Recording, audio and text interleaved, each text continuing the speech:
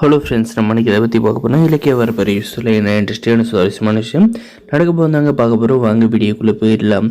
நம்முடைய இலக்கிய மேலே பார்த்தீங்கன்னா கொலை காண்டில் இருக்காங்க இந்த பைரவி. எதனால் பார்த்தீங்கன்னா எந்த ஒரு ஜுவல்ஸு வீட்டோட கண்ட்ரோல் எல்லாமே இந்த இலக்கிய கையில் இருக்குது அப்படின்றதுனால பயங்கர கடுப்பான இந்த பைரவி பார்த்தீங்கன்னா இந்த வீடியோ இந்த கொலை பண்ண வீடியோ வச்சுக்கிட்டு தான் அடி என்னை மிரட்டிகிட்டு இருக்கேன். நீ இந்த உலகத்தில் உயிரோடு இருந்தால் தானே அந்த வீடியோ வச்சு என்னை மிரட்டுவேன் அப்படின்னு சொல்லிட்டு பார்த்தீங்கன்னா நம்முடைய இலக்கியாவை தீர்த்து கட்டுறதுக்காக ரவுடிங் கையில் பேசி நம்மளுடைய இலக்கியா தனியாக போயிட்டு இருக்கிறப்ப பார்த்தீங்கன்னா அவங்கள அடம் அழிச்சு இப்போது ரவுடிங்கில் போட்டு தள்ள நம்ம இலக்கியா கொலை பண்ண சொல்கிறாங்க. நம்ம இலக்கியாவுக்கு அதே மாதிரி பார்த்திங்கன்னா நம்முடைய இலக்கியா வெளியே போகிறப்ப அந்த ரவுடிங்கெல்லாம் துரத்திட்டு வராங்க. அதனால் பார்த்திங்கன்னா நம்முடைய இலக்கியாவுக்கு பார்த்திங்கன்னா ஒரு சில காயங்களும் ஏற்படுதுங்க.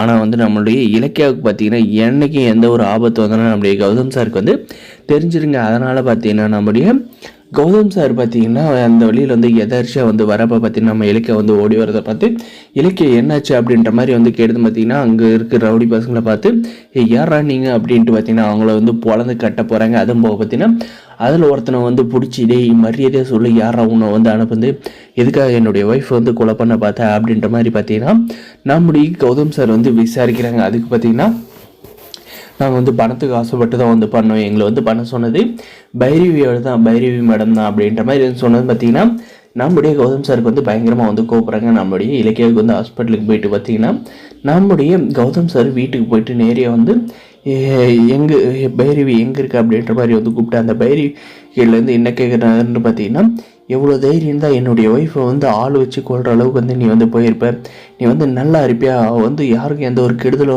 நினச்சதில்லை, நீ எதுக்காக இப்படி பண்ணுற அப்படின்ற மாதிரி எல்லாம் கேட்குறாங்க.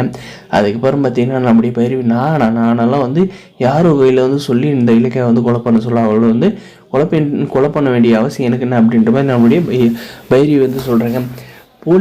போலீஸ்கில் நீங்கள் அனுப்பின ஆளை பிடிச்சி கொடுத்தா அவன் தன்னால் உண்மையாக சொல்லிடுவான், பிடிச்சி கொடுக்கவா அப்படின்ற மாதிரி நம்முடைய கௌதம் சார் கேட்குறது பார்த்திங்கன்னா நான் அதுக்கு தாராளமாக பிடிச்சி கொடுத்து அப்படின்ற மாதிரி சொல்கிறேங்க.